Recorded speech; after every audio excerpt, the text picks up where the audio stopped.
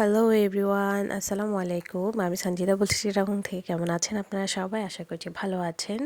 আল্লাহর অশেষ রহমতে আপনাদের সবার দোয়া আলহামদুলিল্লাহ আমিও ভালো আছি। বছরের প্রথম ব্লগ নিয়ে চলে এলাম। আশা করি আপনাদের ভালো লাগবে। তো ভিডিও শুরুতেই সবাইকে জানাই হ্যাপি নিউ ইয়ার। আপনাদের বছরের প্রথম দিনটা কেমন কাটলো অবশ্যই আমাকে কমেন্ট করে জানাবেন। তো সকাল থেকেই ভিডিওটা শুরু করছি, যেহেতু 1 তারিখ থেকেই ভিডিওটা শুরু করেছি। এটা যেতে যেতে 2 তারিখ হবে আমি জানি। তো কিছু করার নাই, যেহেতু আমরা ডেইলি লাইফ ভিডিও করি, সারাদিনের ভিডিওই পরদিন আপনাদের সাথে শেয়ার করি। তো যার কারণে প্রত্যেক দিনের ভিডিও আপডেট প্রত্যেক দিন দেওয়া হয় না, পরদিন দেওয়া হয়। যাই হোক, সব কিছু মিলে শুক্রিয়া। নতুন বছর নতুন দিন শুরু করলাম। রেগুলার কাজ দিয়ে শুরু করেছি। চা বসিয়ে দিয়েছি, বিড়ালদের খাবার সেদ্ধ করছি। আজকের দিনটা একটু ডিফারেন্ট হবে, কারণ আমি কখনো বছরের প্রথম দিন বাবার বাড়ি যাইনি। তো আজকে আমার সংসারের কাজগুলো সব গুছিয়ে যাব বাবার বাড়ি। আমার সেজ বোন আসার কথা ছিল, যেহেতু সে শ্বশুর বাড়িতে থাকে কুমিল্লায়। তো সেখান থেকে সে আসবে। আর এত পরিমাণে ঠান্ডা পড়েছে, আমি এতক্ষণ তো রীতিমতো জানলা দরজা সব অফ করে রেখেছি। এখন একটু রোদ উঠছে, যার কারণে হচ্ছে আমি একটু জানলাটা খুলে দিলাম। আর আমি এদিকে হচ্ছে আগুন তাপাচ্ছি। মানে আমাদের এখানে তো আর হয় না যে গ্রামের মানুষরা একসাথে আগুন জ্বালিয়ে সবাই গোল করে বসে কথা বলে, অনেক গল্প মজা আনন্দ করে সবাই একসাথে, কিন্তু সেটা তো আমাদের এখানে আর হয় না। তো আমি হচ্ছে ঠান্ডার কারণে গ্যাসের চুলায় হচ্ছে আগুন তাপাচ্ছি। মানে চুলা এমনিতে জ্বালিয়ে রাখিনি, নর্মালি যেভাবে আমরা ধরেন ভাত তরকারি বা হচ্ছে কোনো কিছু চুলায় বসিয়েছি হওয়ার জন্য, তো সে আগুনটাই তাপাচ্ছি। কারণ এক্সট্রা হচ্ছে চুলা জ্বালিয়ে আগুন তাপানো উচিত না, কারণ গ্যাস আমাদের অমূল্য সম্পদ, যেটা যদি কখনো ফুরিয়ে যায়, আল্লাহ না করুক, তখন আমরা কি করব আমরা নিজেরাও জানি না। আর আজকে যেহেতু আমি আমার বিড়ালদের সাথে বসে ভয়েস ওভার দিচ্ছি, ওরা খুবই দুষ্টুমি করছে, আমাকে খুবই বিরক্ত করছে।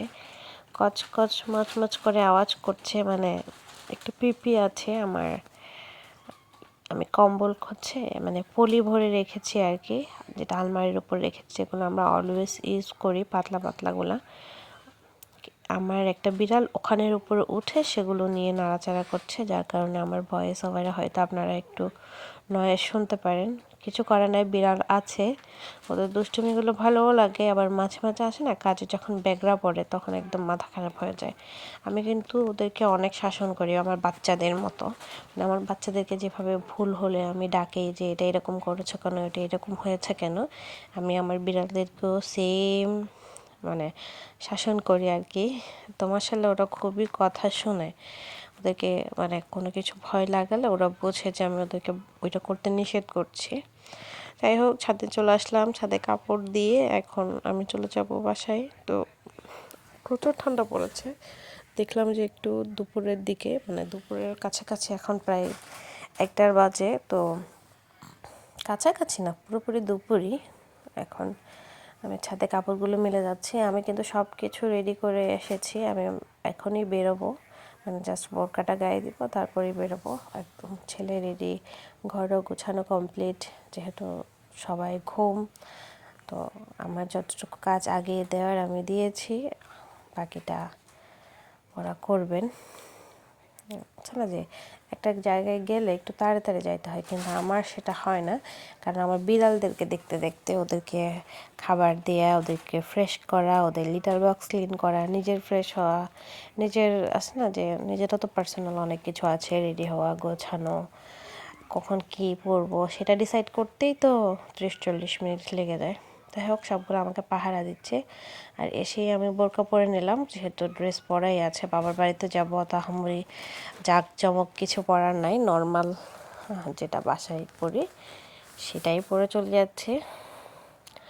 আলহামদুলিল্লাহ সব কিছু শেষ। আর এই লুঙ্গিটা আমি নিয়ে যেতে ভুলে গিয়েছিলাম, যেটা আমি এখানে জানলাই দিয়ে দিলাম, কারণ আর ছাদে উঠবো না, অনেকটাই লেট হয়ে গেছে, এখন 1:30 বাজে। আমার আম্মু খুবই বকাবকি করছে, কারণ সকাল থেকেই যাচ্ছি যাচ্ছি বলে এখন দুপুর হয়ে গেল, যার কারণে আম্মু খুবই বকা দিচ্ছে। আর এদিকে মাশাআল্লাহ আমার ব্যাপারটা খুবই দুষ্টুমি করে, ক্যামেরা দেখলে আর শুধু চুল ঠিক করে।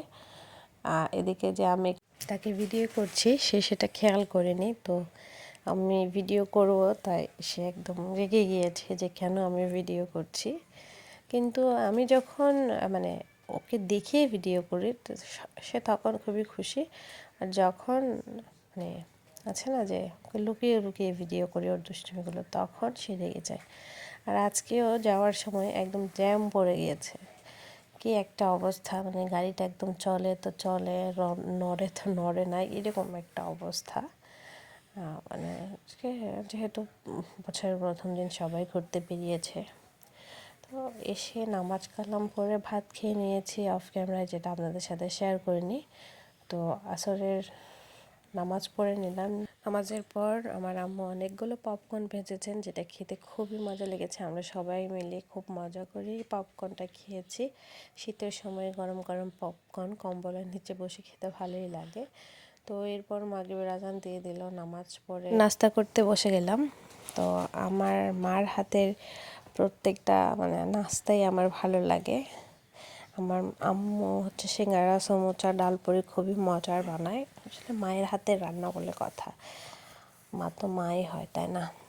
আর বিশেষ করে এটা মেয়েদের জন্য মনে হয় বেশি স্পেশাল, মা বাবা, কারণ মেয়েরা তো পরের বাড়িতে থাকে, তো নিজের মা বাবার আদর মায়াটাই অন্যরকম। আগে বুঝতাম না, কিন্তু এখন ভালোই বুঝতে পারি।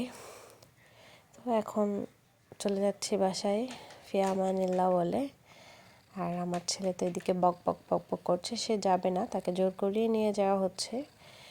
আর কখনো তার মুড হয় যে সে চলে যাবে, তার কোনো কিছু যদি দাদার বাড়িতে থেকে যায়, আর না হয় তো সে নানার বাড়িতে থাকতেই বেশি পছন্দ করে, কারণ নানার বাড়িতে মধুর হাড়ি, পড়ালেখা নাই, কোনো চিল্লাফাল্লা নাই, যাই করুক নানু তো আর বকা দেয় না।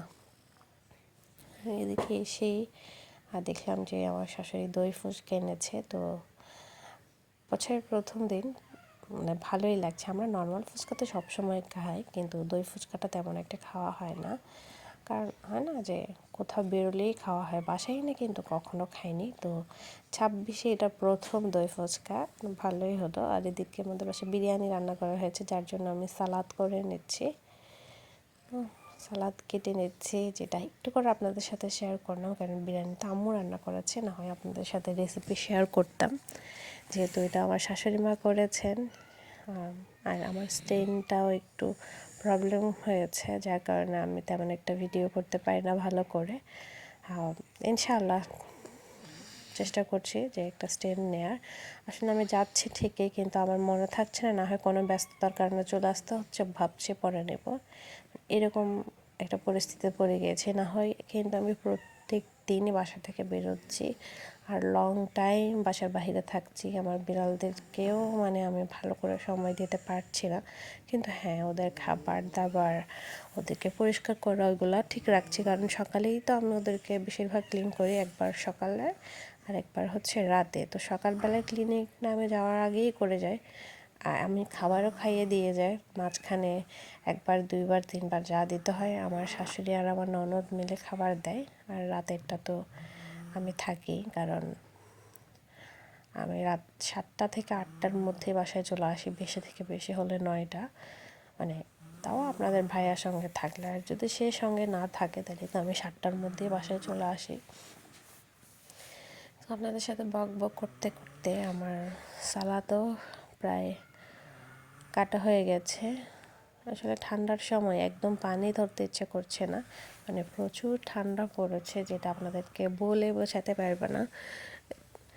এই সময়টা ঠান্ডা পড়ছে, তারপরও আলহামদুলিল্লাহ অন্তত শীত অনুভব করতে পারছি, এটাতেই আমি খুবই আনন্দিত।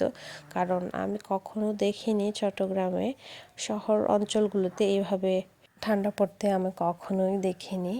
আর এই তো বিরিয়ানি যেটা রান্না করা হয়েছিল, বিফ বিরিয়ানি সাথে সালাদ। দেখতে দেখতে ভিডিও শেষ পর্যায়ে চলে এলাম। এই পর্যন্ত যারা আমার সঙ্গে ছিলেন তাদেরকে অসংখ্য ধন্যবাদ।